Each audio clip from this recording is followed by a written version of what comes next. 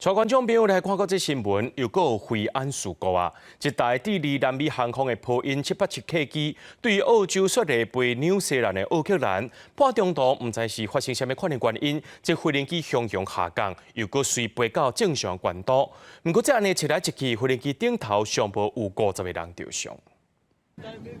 这是机顶的旅客伫事故发生迄当中翕的画面，会当看到机身海甲是真严重，一寡旅客看起来真正是有够惊吓。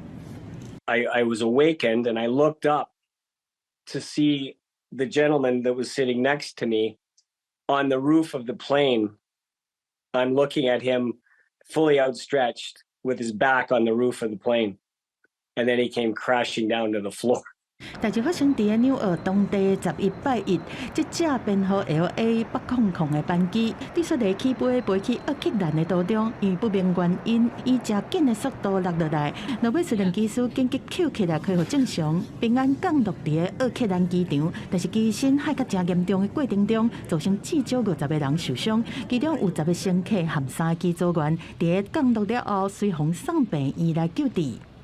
根据路透社的报道，纽西兰的交通事故调查委员会已经摕到发生事故这架飞行机的座舱通话记录器。不过，因为事发地点伫国际空域，调查权限应该是这架航空公司的地点的地理。未来调查工作是由地理的民航局来负责厘清事故原因。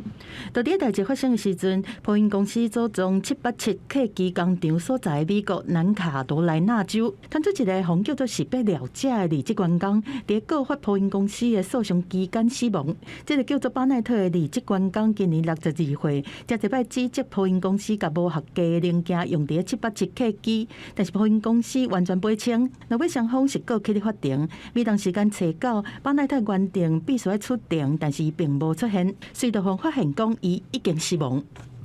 目前全球当地使用的波音787系列客机是超过1100台，台湾的中英航空即马有14台是担任中等程的飞行任务。另外，伫中华航空的部分，伊嘛伫要来引进20多架共型的飞行机。